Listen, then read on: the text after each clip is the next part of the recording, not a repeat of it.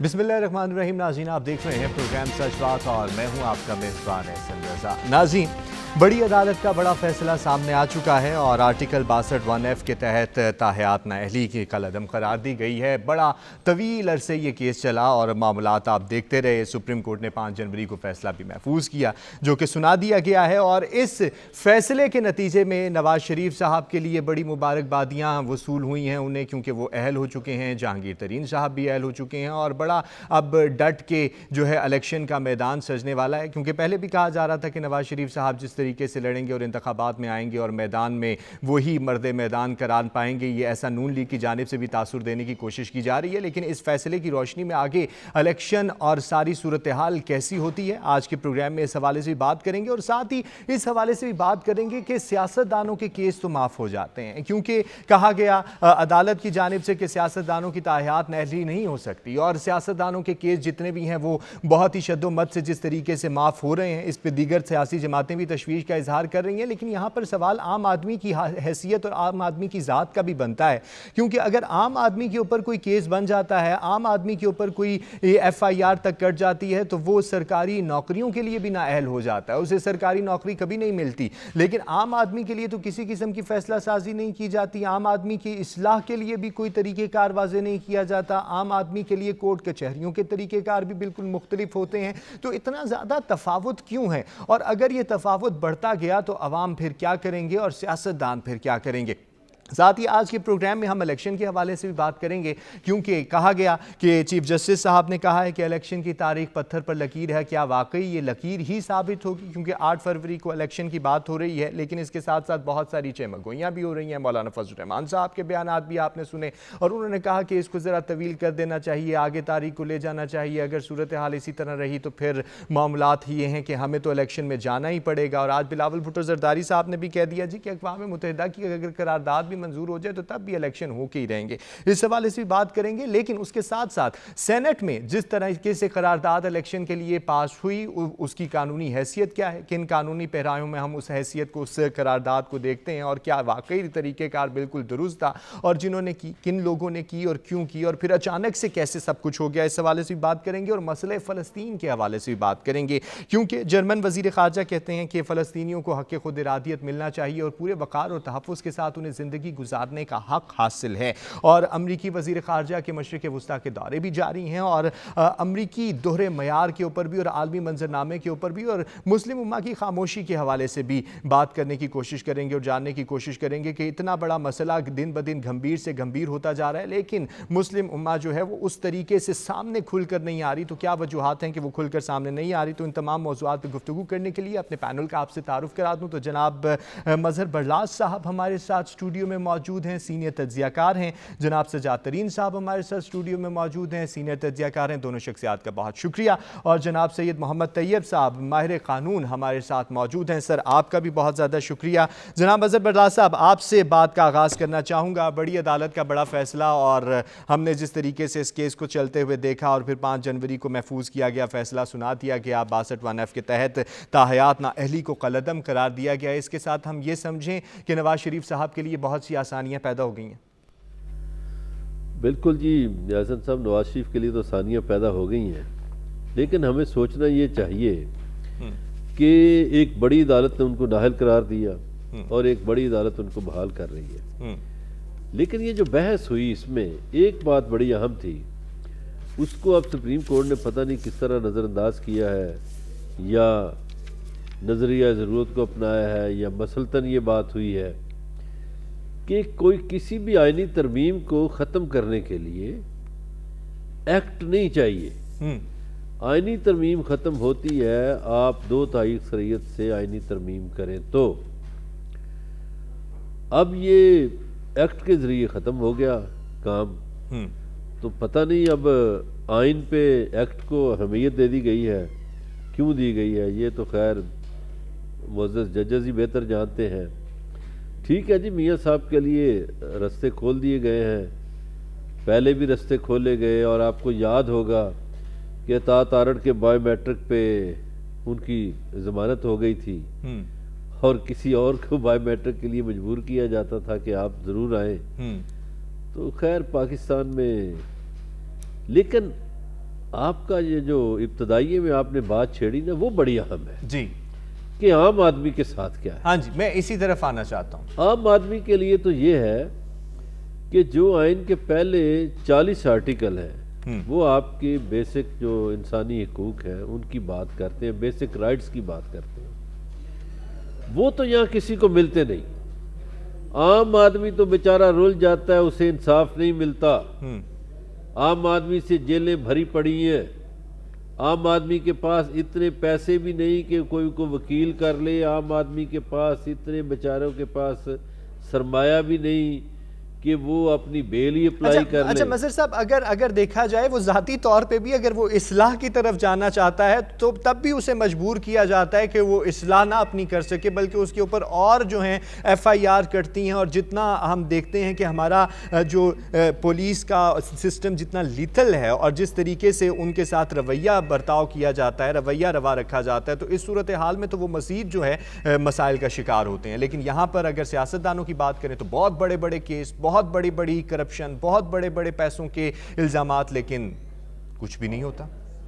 اچھا, یہ آپ نے جو بات کی نا کہ پولیس کا نظام بڑا لیتھل ہے, میں نام تو نہیں لوں گا لیکن لاہور پولیس کا ایک آدمی مجھے کہنے لگا, انویسٹیگیشن میں تھا, کہتا سر میں ساری رات اللہ سے معافی مانگتا ہوں کہ مجھے معاف کر دیں, چونکہ ہم پولیس جو کیا کرتی ہے کہ کسی کی بائک چوری ہو جاتی ہے, گاڑی چوری ہو جاتی ہے, ہم ایک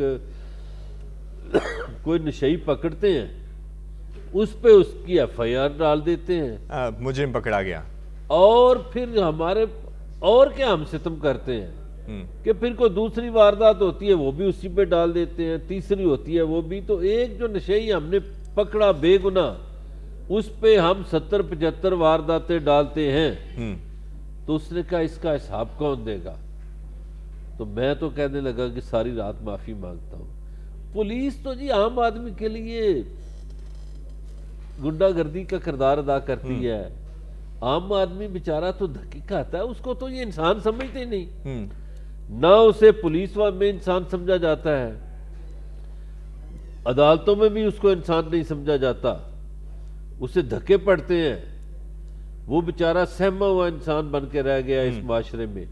بنیادی طور پر ہمارے معاشرے کا جو ڈھانچہ ہے یہ ناانصافی پہ کھڑا ہے, ظلم کے بنیاد پر کھڑا ہے. اس میں آپ مافیا کے کردار لگا لیں, اس میں آپ سرمایہ داروں کو لے لیں, جاگیرداروں کو لے لیں, تو یہ سارا نظام جو ہے یہ کھڑا ہے ناانصافی کے ڈھانچے پر. تو جو نظام ناانصافی کے ڈھانچے پر کھڑا ہوگا وہ کبھی فلاح نہیں پا سکتا. صحیح, وہ کبھی فلاح نہیں پا سکتا. سجاد ترین صاحب, آپ مجھے بتائیے کہ آپ کا کیا موقف ہے, کیونکہ جہاں ہم سیاستدانوں کے کیسز کی بات کر رہے ہیں, بڑی عدالت کے بڑے فیصلے کی بات کر رہے ہیں اور اتنے بڑے ریلیف کی بات کر رہے ہیں, تو وہاں کیا ہم یہ بھی دیکھیں کہ عام آدمی اگر کوئی چھوٹی سی چوری کرتا ہے, وہ بازار سے چلیں خدا نخواستہ سائیکل ہی اس کے اوپر چوری کرنے کا الزام ہے, تو اس کو سرکاری نوکری نہیں ملتی. تو کیا اس حوالے سے بھی آپ کو نظر آتا ہے کہ اب آئندہ بننے والی اسمبلی قانون پاس کرے گی کہ اس کو بھی سرکاری نوکری ملنی چاہیے اور اس کی بھی یہ نااہلی ختم ہونی چاہیے؟ دیکھیں, آپ نے دو علیحدہ باتیں کی ہیں. ایک بات یہ ہے کہ کیا عام آدمی کے ساتھ کیا ہو رہا ہے, اور دوسرا یہ ہے کہ ان لوگوں کے ساتھ کیا ہو رہا ہے. دیکھیں, پہلی بات یہ ہے کہ کورٹ نے جو فیصلے کیے ماضی میں, اگر وہ اپنی تاریخ درست کرنے جا رہے ہیں اور چیزوں کو درست کرنا چاہ رہے ہیں. میں آپ کو ایک واقعہ سناتا ہوں, مجھے یہ یاد ہے, یقیناً مظہر صاحب کے بھی یہ علم میں ہوگا, کہ جب 18ویں ترمیم ہو رہی تھی تو اس وقت میاں نواز شریف کو آصف علی زرداری صاحب نے ایک میسج بھیجا, اور وہ میسج اسفندیار ولی اور حاصل بزنجو صاحب لے کے گئے تھے, اور انہوں نے کہا تھا کہ 58(2)B والا جو ہے یہ تاحیات نااہلی اور جس میں مدت ہی نہیں لکھی, اس کو ویسے ہی ختم کر دیا جائے, کیونکہ صادق اور امین جو ہے وہ عام آدمی کے لیے ہونا ناممکن ہے, عام آدمی ہو نہیں سکتا, تو یہ ختم کر دی جائے. تو اس وقت میاں نواز شریف صاحب نے انکار کر دیا تھا, پھر اسی کے تحت ہی وہ نااہل ہوئے تاحیات. اب جب اس میں آئین میں اس چیز کی کوئی لمٹ نہیں لکھی ہوئی کہ یہ کتنا ہوگا, تو اس سے جو ہمارے ججز صاحبان ہیں وہ پھر اپنے یہاں کے جو ججز ہیں وہ تو پھر آپ کو پتہ ہے نا کہ افتخار چودھری صاحب تو ارباب رحیم صاحب کو اس بات پہ بلا لیتے تھے کہ جی وہاں ٹریفک رکی ہوئی ہے اتنی دیر, چیف منسٹر کیا کر رہا ہے. تو یہ اب پاکستان کے جو پولیٹیشین ہے, جو پاکستان کی سیاسی کلاس ہے, ان کو یہ دیکھنا ہوگا کہ ہم نے آئین میں کیا کیا ترامیم کرنی ہے. یہ ترمیم ضیاء الحق نے کی تھی. میں سمجھتا ہوں کہ 18ویں ترمیم کے وقت ان سے یہ غلطی ہوئی ہے کہ جو ضیاء الحق کے زمانے کی ترمیم تھی ان کو ختم کرنا چاہیے تھا. لیکن میاں نواز شریف صاحب اس وقت مننے کے لیے تیار نہیں تھے, وہ بات نہیں مان رہے تھے. وہ یہ سمجھ رہے تھے کہ شاید سارے نائل پیپلز پارٹی والے ہوں گے, ANP والے ہوں گے اور دوسری جماعتوں سے ہوں گے. شاید میری طرف حالات تبدیل نہیں ہوں گے, تو حالات کا رخ تبدیل ہوتے تو کوئی پتہ نہیں چلتا. تو اب جو اسمبلی آئے گی میں سمجھتا ہوں ان کو یہ ترامیم دیکھنی پڑیں گی کہ کون کون سی ایسی ترامیم ہیں. دیکھیں جی, کسی بھی آدمی کو سیاست سے باہر کرنے کا حق صرف پاکستان کی عوام کو ہونا چاہیے, یہ نہیں ہونا چاہیے. اچھا, جو اگر کوئی آدمی آپ سے خوش ہے تو آپ جا رہے ہیں, اگر آپ سے ناراض ہو گیا تو آپ کو نکال دیا جائے, ایسا نہیں ہونا چاہیے. سجاد ترین صاحب, یہ تو آپ نے سیاسی نظام کی اور سیاسی ترامیم کی بات کی ہے. اگر اسی کے ساتھ میں آپ نے کہا کہ 2 جہتیں ہم نے بیان کی اور اسی دوسری جہت کی طرف بھی جائیں, تو کیا آپ کو لگتا ہے کہ یہ سارے کے سارے اپنے سیاسی نظام کو, اپنے سیاسی فائدوں کو تو مضبوط کریں گے, لیکن وہ جس عام آدمی کی آپ بات کر رہے ہیں کہ اس کو ان کے پاس اختیار ہونا چاہیے اندر یا باہر رکھنے کا, تو کیا اس کو یہ اختیار ملے گا؟ دیکھیں, میں آپ کو عرض کروں, بات یہ ہے کہ آپ نے یہ بات کی نا کہ عام آدمی کے لیے, مظہر صاحب نے بھی کہا کہ عام آدمی کو انصاف کے لیے بہت خوار ہونا پڑتا ہے. اور مظہر صاحب کو پتہ ہے کہ 2-4 کیسز میں مجھے ذاتی بھی اس بات کا تجربہ ہے. مسئلہ یہ ہے کہ یہ جو ہماری ایلیٹ کلاس ہے, جو ہماری سیاسی کلاس ہے, یہ جب آتی ہے تو یہ خود ایسے قوانین بناتی ہے کہ جس سے ان کو تو ریلیف ملے, ان کے لیے تو ایسا سسٹم بنے کہ ان کے مال میں اضافہ ہوتا رہے, لیکن جو عام آدمی ہے اس کی غربت, اس کی بے روزگاری, اس کے مسائل, اس پر کسی کو کوئی توجہ نہیں ہے. اور نہ ہی میں نہیں سمجھتا کہ یہ فیوچر میں آ کے بھی کوئی تبدیلی کریں گی اور کوئی ایسا سمجھ جائے گا کہ عام آدمی کو جو ہے وہ 15 دن میں جو کوئی انصاف مل جائے گا. لوور کورٹس میں چلے جائیں آپ, متحد عدالتوں میں آپ کو بغیر پیسے دیے ایک کاغذ نہیں ملے گا, ایک کاغذ کی نقل نہیں ملے گی. اب میں عرض کروں, ہم نے تو وہ دور بھی دیکھا, مظہر صاحب تو اس دور میں زخمی بھی ہوئے جب چودھری اعتزاز نعرے لگاتے تھے دھرتی ہوگی ماں کی جیسی, اور چیف جسٹس کی بحالی کے لیے افتخار چودھری کے لیے یہاں بہت کچھ ہوتا رہا, اور دھرتی ہوگی ماں کے جیسی. پھر ہم نے دیکھا وہ کون سی دھرتی تھی ماں کی, اعتزاز جو نعرے لگا رہے تھے. جب وہ آئے افتخار چودھری صاحب بحال ہو کے, وکیلوں کی فیسوں میں اضافہ ہو گیا, ان کی من پسند کے لوگ جو ہیں وہ جج بن گئے, اور غریب آدمی جو ہے اس کے ساتھ کیا ہوا مجھے خود چودھری اعتزاز نے بتایا تھا, آپ کنفرم کر سکتے ہیں, وہ زندہ ہے. انہوں نے کہا کہ جب افتخار چودھری بحال ہوئے تو میں نے ان کو کہا کہ آپ نے اپنے سامنے کم فیصلے لگانے ہیں, اپنے سامنے کم کیس لگانے ہیں, آپ نے مختلف ہائی کورٹس میں جانا ہے اور لوور کورٹس کے وہاں مقدمات منگوا کے پڑھنے ہیں. آپ کو پتہ چلے گا کہ یہ جو لوور کورٹس کے جج ہیں یہ کہاں گڑبڑ کرتے ہیں. انہوں نے سارے مقدمے اپنے پاس لگائے.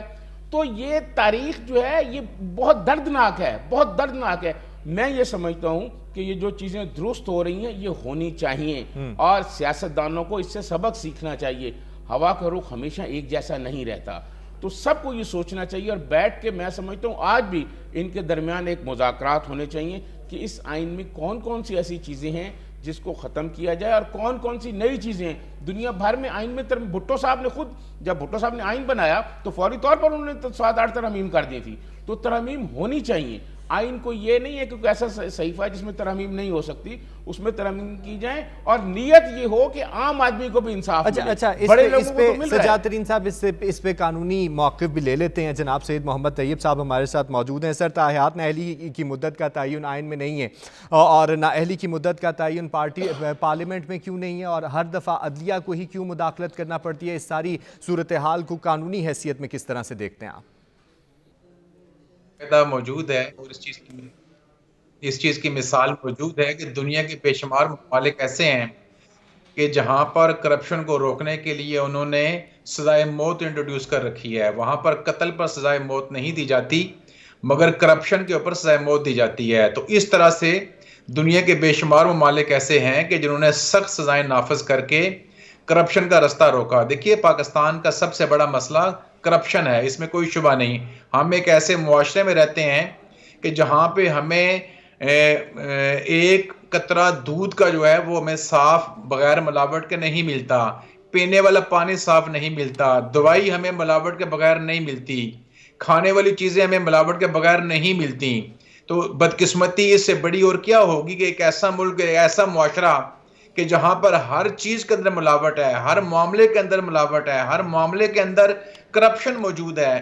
تو کرپشن کو روکنے کے لیے میں یہ سمجھتا ہوں کہ ہمیں سخت سے سخت سزائیں نافذ کرنی ہوں گی. یہ بدقسمتی ہے ہماری کہ ہمارے جو معزز جو الیکٹڈ جو لوگ ہوتے ہیں وہ اس معاملے کے اوپر جا کر بالکل قانون سازی نہیں کرتے. یقیناً یہ بات درست ہے کہ سپریم کورٹ کے سامنے کوئی ایسا قانون موجود نہیں تھا کہ جس کی بنیاد کے اوپر وہ تا حیات نااہلی کو برقرار رکھ سکیں. لیکن میں یہ سمجھتا ہوں کہ ہمارے ملک میں یہ دوسرا فیصلہ ہے اس نقطے کے اوپر. پاسبلٹی اس چیز کی بالکل موجود ہے کہ مستقبل قریب کے اندر یا آنے والے چند سالوں کے اندر honourable Supreme Court of Pakistan کو ایک اور فیصلہ دینا پڑے گا. دیکھیے جیسے میں نے پہلے عرض کیا کہ ایک ایسا ملک کہ جہاں پر کرپشن عروج کے اوپر ہے اس کا راستہ روکنے کے لیے کسی نہ کسی نے اپنا کردار ادا کرنا ہے. اور دوسری بات یہ اگر ہم بات کریں اسلامی تاریخ کی یا اسلامی سزاؤں کی یا اسلام کے نظام عدل کی تو میرے خیال میں اگر کسی کو معافی دینی ہو تو اس معافی کوئی اصول ہونے چاہیے. یہ پتہ لگنا چاہیے اس بات کا کہ کس بنیاد پر کسی کو معافی دی گئی ہے. تو اس حوالے سے میں سمجھتا ہوں کہ اسلامی تاریخ کے جو اصول ہیں ان کو مد نظر رکھا جانا بہت ضروری ہے. اور اگلی بات میں یہ کرتا چلوں کہ آپ یہ چیز ذہن میں رکھیے کہ پاکستان کو اگر آپ نے ترقی دینی ہے, پاکستان کو اگر آپ نے آگے لے کر جانا ہے تو آپ کی پارلیمنٹ کو اپنا کردار ادا کرنا ہوگا. عوام کا یہ حق ہے کہ عوام اپنا ووٹ دیں, مگر یہ بھی دیکھنا ہوگا آپ کو کہ صاف اور ستھری قیادت کو انٹروڈیوس کروانے کے لیے جو مقتدر حلقے ہیں جیسے پارلیمان ہے, جیسے قانون ساز ادارے ہیں, ان کو بھی تو کردار ادا کرنا ہے. یہ کیسے ہو سکتا ہے کہ عوام کو ایک ایسا بندہ منتخب کرنے کے لیے مہلت اور موقع نہ دیا جائے کہ جو زیادہ اہل ہے. ہم یہ دیکھ سکتے ہیں کہ ماضی میں جتنی ہماری پارلیمنٹ بنی کم سے کم 85 سے آنورڈ ہم دیکھ سکتے ہیں کتنے غریب لوگ ہوں گے جو آپ سمجھتے ہیں کہ جو پارلیمنٹ کے اندر آ سکے, کتنے صاف شفاف کردار کے لوگ ہوں گے جو کہ پارلیمان میں آسانی سے آ سکے. تو میں سمجھتا ہوں کہ یہ ایک بہت لمبا ایک عمل ہے. سید محمد صاحب, جس طرح آپ نے کہا کہ پارلیمان کی مضبوطی بہت زیادہ ضروری ہے اور ساتھ آپ نے یہ بھی فرمایا کہ پارلیمنٹ کے اندر جو غریب طبقہ ہے وہ ہمیں کبھی نظر نہیں آیا, یہ تو ایک مسئلہ ہے ہی ہے. لیکن اگر نظام عدل کی بات کریں تو وہ نظام عدل غریب کے لیے کیا کر رہا ہے؟ اگر غریب کے کیسز کو بھی دیکھا جائے تو عدالتوں میں جس طریقے سے غریب کے ساتھ رویہ رکھا جاتا ہے, اس کے معاملات جس طریقے سے چلائے جاتے ہیں, کیا یہ بھی جسٹیفائیڈ ہے؟ نہیں, دیکھیے غریب کے اور امیر کا مسئلے کے اوپر میں ایک عرض کرتا چلوں. دیکھیں یہ ایک بدقسمتی ہے, یہ ایک حقیقت ہے کہ جو غریب ہوتا ہے اس کے پاس اچھی لیگل ایڈوائس نہیں ہوتی, اس کے پاس اچھی لیگل ٹیم بھی نہیں ہوتی, اس کے پاس وہ وسائل نہیں ہوتے کہ وہ مہنگے سے مہنگا اور اچھے سے اچھا وکیل کر سکے. اس کے مقابلے پہ اگر ہم دیکھیں تو جو ایک آدمی نسبتاً ایک زیادہ بڑے فوٹنگ پر بیٹھا ہوتا ہے اس کو یہ اپرچونٹیز اویلیبل ہوتی ہیں کہ وہ اچھی لیگل ٹیم رکھ سکتا ہے, وہ قانون کو سمجھتا ہے, قانون کی کمزوریوں کو سمجھتا ہے, حتیٰ کہ اس کے پیچھے جو قانون سازی کا جو عمل ہے اس کے اوپر بھی متاثر ہونے کی کیفیت پوزیشن میں ہوتا ہے. تو اس لیے یہ تو چیز میرے خیال میں کم و بیش دنیا کے ہر ملک اور ہر معاشرے کے اندر ہم دیکھ سکتے ہیں کہ یہ چیزیں پائی جاتی ہیں. لیکن دیکھنا یہ ہوگا ایک قانون کے اور انصاف کے اصول ہیں اور ایک اخلاقیات کے اصول ہیں. میں یہ سمجھتا ہوں کہ ایک ایسا آدمی جو اپنے آپ کو عوام کے سامنے قیادت کے لیے پیش کرنا چاہتا ہے, وہ کوئی بھی ہو, تو اس کا کردار, اس کا ماضی بالکل صاف ہونا چاہیے. کسی قانونی عمل کے ذریعے اس کو اگر ریلیف مل جاتی ہے تو میں سمجھتا ہوں کہ یہ چیز ناکافی ہے, کیونکہ اپنے آپ کو بہتر قیادت کے طور پر عوامی نمائندگی کے لیے پیش کرنا جو ہے یہ بہت بڑی چیز ہے. اور اس حوالے سے میں یہ سمجھتا ہوں کہ عوام کو بھی دیکھنا ہوگا کہ وہ جس کو بھی ووٹ دیں گے یا جس کو وہ منتخب کرنا چاہتے ہیں وہ ایسے لوگ ہونے چاہیے, ایسی جماعت ہونی چاہیے, کوئی بھی ہو جس کا ماضی بھی صاف ہو, جس کے اوپر کوئی داغ نہ ہو. دیکھیے ہمارے سامنے اسلام کی تاریخ موجود ہے. حضرت عمر خلیفہ وقت ہیں, وہ ایک جگہ خطاب کر رہے ہیں اور ایک ان کے سامنے آدمی کھڑا ہوتا ہے, وہ ان سے سوال کرتا ہے کہ آپ بتائیے آپ خلیفہ وقت ہیں, یہ لباس آپ کا کس طرح بنا؟ ان کو اس چیز کی وضاحت پیش کرنی پڑتی ہے کہ اس لباس کی جو ایک چادر ہے یہ میرے بیٹے کے حصے میں آئی تھی, اس سے میں نے لے کر یہ لباس بنایا. تو میں یہ سمجھتا ہوں کہ اسلام کی تاریخ بہت واضح ہے, اسلام کے احکامات بہت واضح ہیں, ہمیں اسی سے ہی تعلیم لینی چاہیے اور اسی کے اصولوں کو اخذ کرتے ہوئے قانون سازی بھی کرنی چاہیے اور اسی کے تحت ہمارے فیصلے بھی آنے چاہیے.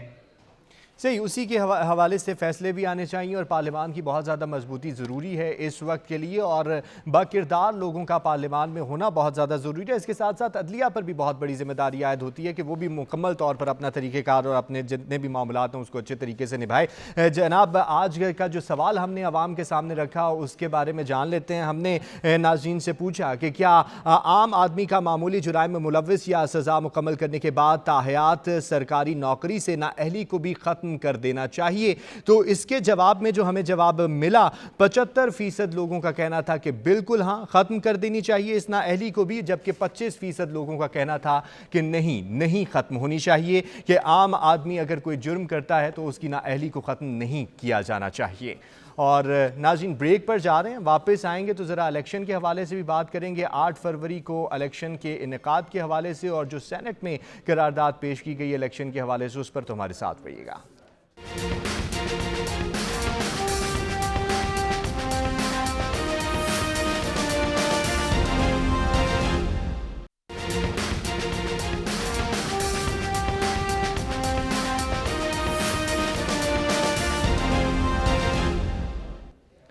ویلکم بیک جی۔ ناظرین، الیکشن کے حوالے سے ذرا بات کریں گے کہ چیف جسٹس صاحب نے کہا کہ الیکشن کی تاریخ پتھر پر لکیر ہے، تو کیا یہ واقعی لکیر ثابت ہوگی؟ کیونکہ جس طریقے کے معاملات چل رہے ہیں اور دیگر سیاستدان بھی بارہا کہہ رہے ہیں الیکشن آگے ہونے چاہیے، الیکشن پیچھے ہونے چاہیے، کچھ کہتے ہیں کہ 8 فروری کو ہی الیکشن ہونے چاہیے۔ بڑی چہمگوئیاں ہم نے الیکشن کے حوالے سے سنی، لیکن آج کے پروگرام میں ہم بات کرنے کی کوشش کریں گے کہ کیا واقعی سیاستدان 8 فروری کے حوالے سے تیار ہیں بھی یا نہیں۔ اور بلاول بھٹو زرداری صاحب نے کہا کہ اقوام متحدہ میں بھی قرارداد اگر پیش کر دی جائے تب بھی الیکشن 8 فروری کو ہونے چاہیے، لیکن ہم نے یہ بھی دیکھا کہ سینٹ میں ان کی جانب سے ان کی نمائندگی کرنے والے سینیٹر وہاں پر ہمیں خاموش نظر آئے۔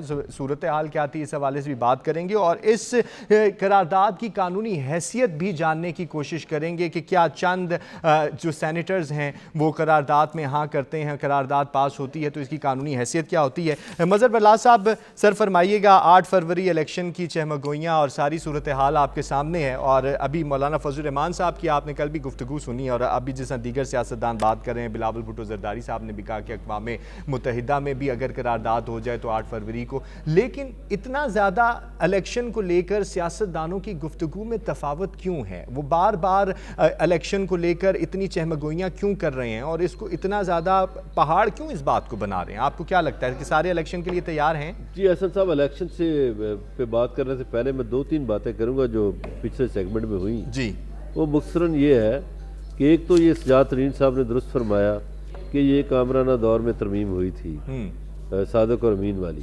تو مجھے حیرت ہے کہ پاکستان کی سیاسی جماعتیں اسے 2/3 اکثریت سے ختم کیوں نہیں کر سکی۔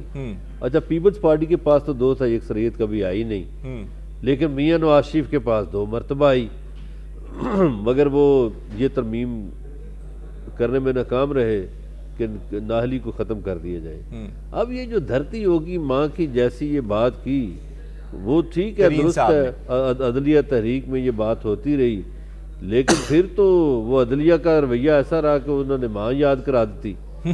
ٹھیک ہے، اب یہ جو آپ کے وکیل صاحب تھے جو قانونی امور پہ آپ نے لیے تھے، وہ قانون کی بات تو شاہ جی کر نہیں رہے۔ شاہ جی کہہ رہے ہیں کہ جناب پارلیمنٹ کو یہ کرنا چاہیے، لوگوں کو یہ کرنا چاہیے، اور اسلام یہ کرتا ہے۔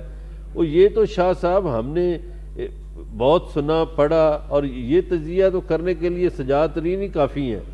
یہ تو آپ سے ہم نے ترمیم پوچھا ہے کہ قانونی رائے دیں، تو میرا خیال آپ کو قانونی رائے دینی چاہیے۔ الیکشن جی آپ کہہ رہے ہیں پتھر پہ لکیر ہے۔ کیا پہلی بات یہ ہے کہ یہ آئین کے مطابق الیکشن ہو رہے ہیں؟ بالکل نہیں ہو رہے۔ آئین تو کہتا تھا 90 روز میں کرائیں، تو الیکشن تو پہلے ہی غیر آئینی ہو چکے ہیں۔ اچھا، آئین کے مطابق نہیں ہو رہے۔ صحیح، آئین تو 90 روز کی بات کرتا ہے، تو غیر آئینی کام تو پہلے ہو چکا ہے۔ اب جو وہ کہتے ہیں پتھر پہ لکیر ہے، تو اگر کسی نے پتھر ہی غائب کر دیا تو لکیر کدھر جائے گی؟ اچھا، تو مجھے لگتا ہے آپ کو پتھر غائب ہوتا دکھائی دیتا ہے؟ یہ جو بالکل دیتا ہے، یہ جو سینٹ میں قرارداد آئی ہے اس کی قانونی حیثیت یہ ہے کہ سینٹ قرارداد پیش کر سکتا ہے، منظور کر سکتا ہے، اس میں 14 ممبران ہو 12 ہو، یہ کوئی قید نہیں ہے۔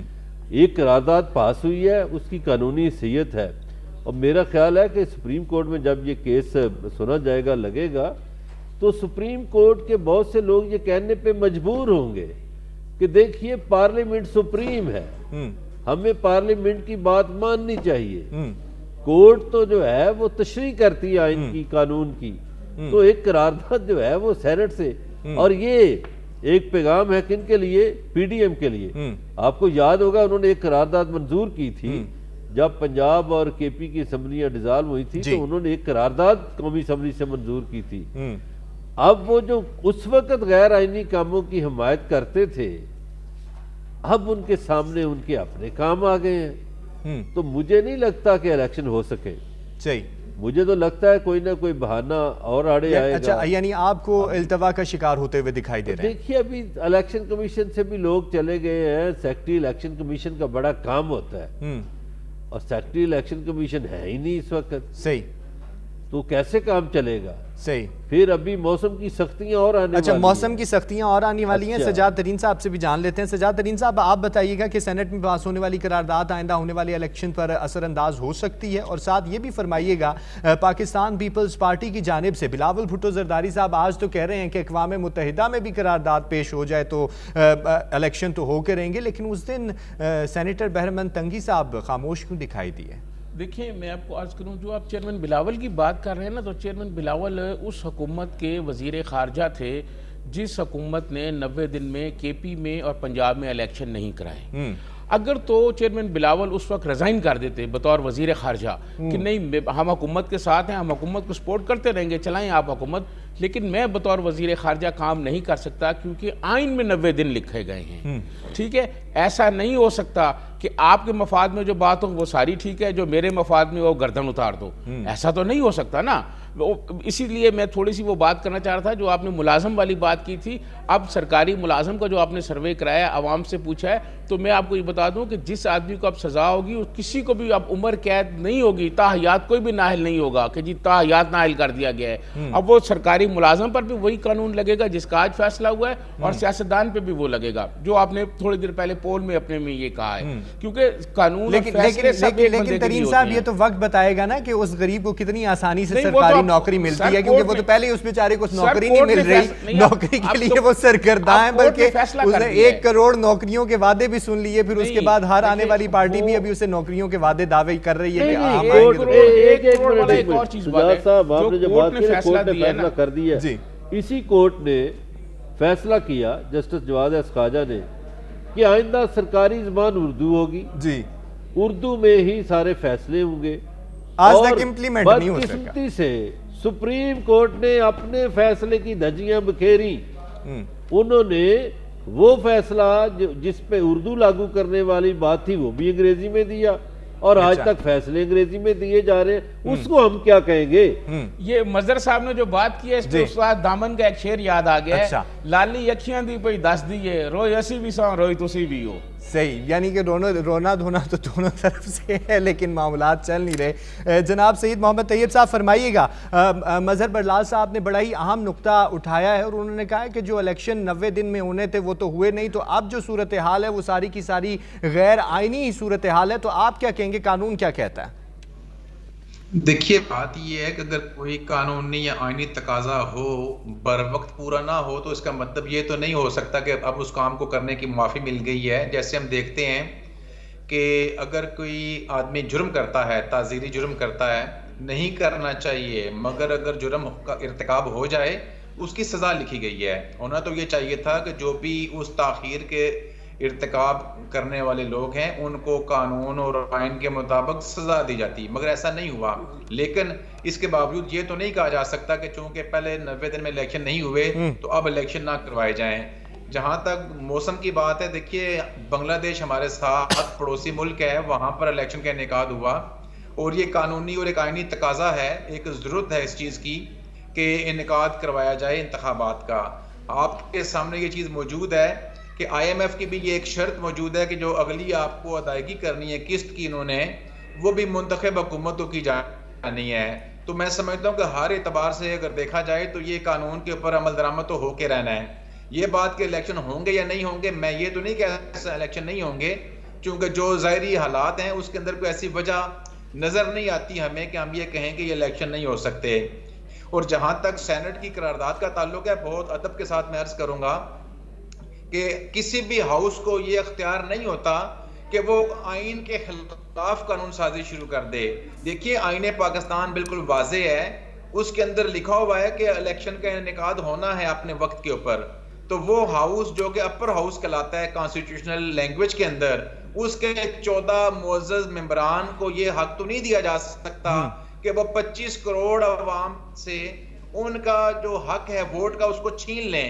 میں یہ سمجھتا ہوں کہ ہماری آئینی تاریخ کی یہ ایک منفرد اور ایک اپنی نوعیت کی ایک مثال ہے کہ جس کے اندر ہم یہ دیکھتے ہیں کہ اپر ہاؤس کے 14 معزز ممبران نے ایک ایسی قرارداد کے اوپر اپنا ووٹ دیا کہ جس کا آئین اور قانون سے قطعاً کوئی تعلق نہیں۔ اس کی اگر لیگل ویٹیج دیکھی جائے، اس کی لیگل کوئی ویٹیج نہیں۔ دیکھیں قرارداد کا مطلب یہ ہوتا ہے کہ یہ ایک ہاؤس کی ایک اوپینین ہے، ہاؤس کی ایک آراء ہے، آراء کے علاوہ یا موقف کے علاوہ اس کا اور کوئی قانونی آئینی وزن نہیں۔ اچھا سر، الیکشن کمیشن کا کیا موقف ہو سکتا ہے اس صورتحال پہ؟ الیکشن کمیشن کا کیا موقف ہو سکتا ہے اس صورتحال پہ؟ دیکھیے الیکشن کمیشن آف پاکستان کے اوپر یہ قرارداد کوئی بائنڈنگ نہیں ہے، ان کے اوپر بائنڈنگ جو ہے وہ کانسٹیٹیوشن آف پاکستان ہے، اور جو آنریبل سپریم کورٹ کی ججمنٹ ہے اس کی ویٹیج زیادہ ہے۔ میں نے عرض کیا نا کہ یہ قرارداد ایک اوپینین کہہ سکتے ہیں ہم اس کو، اس کے زیادہ کچھ بھی نہیں۔ اور دوسری بات عرض کر دوں، دیکھیے جو رولز آف بزنس بنے ہوئے ہیں ہاؤسز کے، اس کے اندر بھی یہ لکھا ہوا ہے کہ کون کون سی قراردادیں جو پاس ہو سکتی ہیں، کون کون سی قرارداد پاس نہیں ہو سکتی۔ پھر دیکھیے اس قرارداد کے اندر پراپر پروسیجر بھی اڈاپٹ نہیں ہوا، کورم کا بھی ایشو تھا، آنریبل چیئرمین جو ہیں وہ بھی قانون کو اور پروسیجر کو بہت اچھی طرح جانتے ہیں۔ تو میں یہ سمجھتا ہوں کہ ایک ایسے وقت کے اوپر، ایک ایسے مرحلے کے اوپر جس وقت الیکشن اناؤنس ہو چکے ہیں، اس کے لیے جو پورا پروسیجر ہے وہ جاری ہو چکا، الیکشن کے لیے امیدواران نے اپنے کاغذ جمع کروا دیے، ان کی اپیلیں ٹرائبونل سن رہے ہیں، تو ایک ایسی سٹیج کے اوپر آگے ایک ایسی قرارداد پیش کرنا اور اس قرارداد کا پاس ہو جانا، میرے نزدیک اس کی قانونی آئینی قطعاً کوئی حیثیت نہیں، کوئی ایسے حالات نہیں ہیں اس ملک کے اندر کہ جس کے اوپر یہ کہا جائے کہ اس وقت یعنی کہ اس کی کوئی قانونی حیثیت نہیں ہے۔ اور یہی سوال جب ہم نے عوام کے سامنے رکھا تو عوامی پول کیا کہتا ہے وہ بھی ہم بتا دیتے ہیں کہ کیا الیکشن ملتوی کرانے کی سینٹ سے پاس قرارداد کی کوئی قانونی حیثیت ہے؟ تو عوامی پول جو تھا، عوامی رائے جو تھی، اس میں جو ہاں کہنے والے لوگ ہیں وہ 40% ہیں، جبکہ نہ کہنے والے جو لوگ ہیں وہ 60% ہیں، یعنی کہ 60% عوام جو ہے وہ اتنی باشعور ہے کہ وہ سمجھتی ہے کہ اس کی کوئی حیثیت نہیں، جس مرحلے میں اب تمام صورتحال اور تمام معاملات جا چکے ہیں۔ ناظرین بریک لے رہے ہیں اور واپس آئیں گے تو ذرا غزہ کے حوالے سے بات کریں گے، کیونکہ جرمن وزیر خارجہ کا بیان جو ہے وہ بہت ہی اہمیت کا حامل ہے کہ فلسطینیوں کو حق خود ارادیت اور تحفظ اور وقار سب کچھ ملنا چاہیے اور انہیں اس کے ساتھ زندگی بسر کرنی چاہیے، اور امریکہ کے دوہرے معیار کے اوپر بھی تھوڑی سی بات کریں گے۔ ہمارے ساتھ رہیے گا۔ ویلکم بیک ناظرین، ذرا غزہ کے حوالے سے بھی اب گفتگو کریں گے، کیونکہ فلسطینی بھائیوں کے لیے آواز بلند کرنا، جہاں ہم انسانیت کی بات کرتے ہیں وہاں ضروری ہے، تو وہاں پہ ہمارا مذہبی فریضہ بھی ہے۔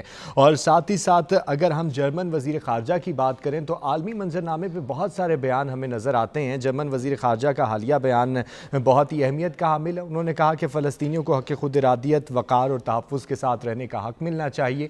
مظہر برلاس صاحب، یہ بیان تو ہم سنتے ہیں اور ہم نے اس طرح کے اور بھی بیانات سنے اور بڑے بڑے لیڈروں سے ہم نے بیانات سنے، اقوام متحدہ کے جنرل سیکرٹری کے بیانات بھی ہم نے سنے، لیکن کسی طور پہ اگر دیکھا جائے تو فلسطینیوں کی جو حالت زار ہے اور ساری صورتحال ہے اس میں کسی طور پہ کمی واقع نہیں ہو رہی، اسرائیل کسی طور پہ قابو نہیں آ رہا۔ صرف ہم دیکھیں اگر یہ کہا جائے کہ یہ تمام زبانی جمع خرچ ہے۔ اچھا جی، میں آپ کا جو پروگرام ہے اس کے وقفے سے پہلے جو باتیں ہوتی ہیں نا اس میں تشنگی رہ جاتی ہے، تو وہ ایک سوال میں شاہ صاحب سے کروں گا، قانونی ماہر ہے، جی کریے، کہ وہ یہ فرمائیں کہ ابھی بڑا فاتحانہ انداز میں کہا جا رہا ہے کہ جن کے کاغذات مسترد ہوئے تھے وہ منظور ہو گئے عدالتوں سے، تو بعض کاغذات ایسے بھی تھے جو جمع ہی نہیں ہو سکے تھے، جو کوئی کاغذات چھین لیے گئے یا کسی کے تجویز کنندہ کو یا تائید کنندہ کو اغوا کر لیا گیا، تو وہ تو جمع نہیں ہو سکے، ان کو کیسے انصاف ملے گا؟ یہ تو وہ ہے نا جو مسترد ہوئے تو ان کو انصاف مل گیا بحالی کی صورت میں، تو جو جمع نہیں ہوئے ان بیچاروں کا کیا قصور ہے؟ وہ کیا اس ملک کے شہری نہیں ہیں؟ ان کو انصاف کیسے ملے گا؟ اب آ جائیے غزہ کی طرف۔ دیکھیے یہ جو بات کی ہے نا جرمن نے یہ بھی بات غلط ہے. حق خود اور ارادیت فلسطینیوں کو کیوں ملنا چاہیے؟ بالکل. او بھائی یہ کیوں نہیں وہ بات کرتے کہ اسرائیلی وہاں قابض ہیں، اسرائیلی وہاں سے چلے جائیں. وہ تو فلسطینیوں کی سرزمین ہے. یہاں تو معاملہ قبضہ چھڑوانے کا ہے کہ فلسطینیوں کی سرزمین پر ناجائز قابض ہے اسرائیلی، وہ قبضہ چھوڑے. دنیا یہ کیوں نہیں بات کر دی؟ لیکن اس باری صورتحال کو دوسرا رخ دیا جا رہا ہے. دوسرا رخ دیا جا رہا ہے. جو مسلمان حکمرانوں کی آپ نے خاموشی کی بات کی، مسلمان ملکوں کے، دیکھیے مسلمان ملکوں کی اکثریت کے حکمران، ان کے گلوں میں غلامی کے طوق ہیں. اور انہوں نے مسلمان عوام کے ساتھ کیا کیا ہے؟ مسلمان عوام کے ساتھ انہوں نے ابن زیاد کا سا رویہ اپنایا ہوا ہے کہ اپنے لوگوں پہ ظلم کرو، انہیں خوف میں مبتلا کرو، انہیں مارو، ان کو تنگی میں لاؤ، تکلیف میں لاؤ، اور اس کے بعد اسرائیل کی حمایت کرتے جاؤ، چپ رہو غزہ پہ. یہ مسلمان حکمرانوں کا رویہ ہے. مسلمان حکمران جو ہیں ان کے رویے میں سمجھتا ہوں اسلام سے مطابقت نہیں رکھتے. مسلمان ملکوں کی اکثریت ملکوں کے جو حکمران ہیں ان کے رویے بزدلی کے ہیں، بہادری کے نہیں. ان کے رویے منافقت پر مبنی ہیں. ان کے رویے مسلمانوں کی حمایت یا ہمدردی کے حوالے سے مشکوک نظر آتے ہیں. تو ان سے یہی گزارش ہے کہ یہ چند روزہ زندگی ہے، اس میں آپ کو حق کا ساتھ دینا چاہیے، آپ کو باطل قوتوں کا ساتھ نہیں دینا چاہیے. صحیح، یعنی کہ ان کے رویے جو ہیں وہ اسلام سے مطابقت نہیں رکھتے. جناب سجاد ترین صاحب فرمائیے گا، امریکہ کی اگر صورتحال کو دیکھا جائے، امریکہ کے سٹانس کو دیکھا جائے، امریکی وزیر خارجہ بھی مشرق وسطیٰ کے دورے پر ہیں اور جنگ بندی کا نعرہ لے کر بھی وہ چل رہے ہیں، تو کیا سود مند ہوگا؟ لیکن اگر امریکہ کے دوہرے معیار کو بھی دیکھا جائے تو جہاں وہ جنگ بندی کی بات کرتا ہے تو وہاں وہ اسرائیل کے موقع بھی بات کرتا ہے، جو کہ سراسر ناجائز ہے. مظہر برلاس صاحب نے ایک بات کی کہ مسلمان حکمرانوں کا رویہ ابن زیاد والا ہے، ابن زیاد جو کرتے تھے اس طرح کا رویہ ہے. تو مجھے بھی ایک تاریخی جو ہے، ایک تاریخ کا ایک واقعہ یاد آ گیا ہے کہ نواسہ رسول جب مدینہ سے نکلے اور وہ کربلا تک گئے تو بہت سارے لوگ جو تھے اس وقت ان کے ساتھ نہیں تھے. لیکن جب وہ واقعہ ہو گیا اور اس کے بعد وہ جو اس وقت کے حکمران تھے انہوں نے پھر جو ریئیکشن کیا وہ تاریخ میں یاد کیا جاتا ہے واقعہ ہیرا کے نام سے، کہ وہ پھر کیا کچھ ہوا. اسرائیل جو ہے، اب ہم اسرائیل کی طرف آتے ہیں. سر آپ تاریخ پہ نظر رکھیں، آپ یہ دیکھیں اگر وہ غزہ پر اور فلسطین پر قابو پانے میں کامیاب ہو گیا تو یہ جو باقی جتنے مسلمان حکمران ہیں آپ یہ دیکھیں گے کہ وہ ان کو نہیں چھوڑے گا، اور وہ اپنے جو منصوبے ہیں، اپنے جو عزائم ہیں، وہ ان کی طرف بھی ہاتھ بڑھائے گا. اور میں سمجھتا ہوں کیا کامیاب ہو پائے گا؟ میں یہ سمجھتا ہوں کہ کامیاب ہو سکتا ہے نہ ہو، لیکن ایک فرض کر لیتے ہیں، ایک مفروضے پہ مبنی بات کر لیتے ہیں. تو میں یہ سمجھتا ہوں کہ یہ جو جنگ ہوئی ہے، اس جنگ میں بہت سارے اہم مسلمان حکمران جو تھے ان کے چہروں سے نقاب اتر گئے ہیں اور پتہ چل گیا ہے کہ ان کی حقیقت کیا ہے، وہ کیا چاہتے ہیں. یہ شہنشاہیت صرف، اور یقین مانیں کہ بہت سارے حکمران جو ہیں اب ایسے لگتے ہیں کہ صرف یہ نام کے مسلمان حکمران رہے ہیں جو ان کا فلسطین جنگ کے حوالے سے رول رہا ہے. بہت سارے ممالک جو ہیں مسلمانوں کے انہوں نے بڑا رول کیا ہے، اور میں سمجھتا ہوں لبنان نے بڑا اچھا رول کیا ہے، اور بہت سارے ممالک جو ہیں وہ رول کر رہے ہیں. لیکن جن کو رول کرنا چاہیے تھا اور جو کر سکتے تھے، اور صرف جو دنیا کے باثر لوگ ہیں جن کے پاس وسائل بھی ہیں، انہوں نے اپنی حکومت بچانے کے لیے یہ سارا کچھ کیا ہے.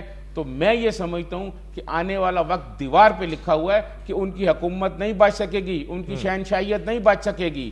آج جو ظلم ہو رہا ہے فلسطین میں اس ظلم کی کہیں تاریخ میں مثال نہیں ملتی.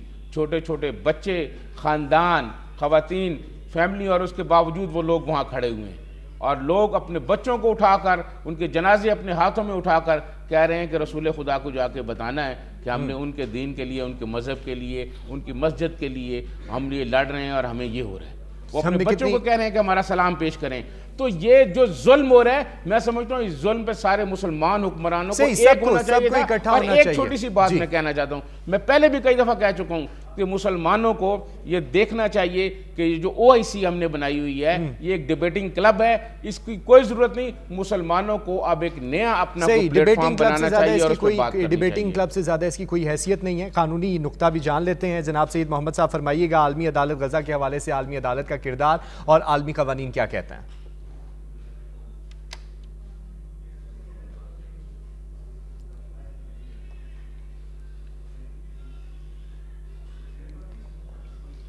सईद मोहम्मद साहब, आपकी आवाज़ नहीं आ रही, गालिबन म्यूट है आपकी तरफ से किया गया।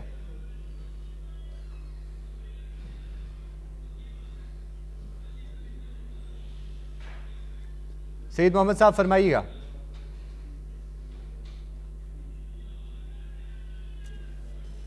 जनाब अजहर बल्ला साहब, अमेरिका के किरदार के हवाले से भी मैं आपसे जानना चाहूँगा कि अमेरिका का जो दोहरा किरदार है वो सबके सामने है। एक तरफ वो बात करता है जंग बंदी के हवाले से, एक तरफ वो बात करता है इसराइल के साथ देने के हवाले से। अगर देखा जाए तो जो जंग बंदी की वो बात करता है, क्या वो सिर्फ और सिर्फ महज अवामी दबाव है?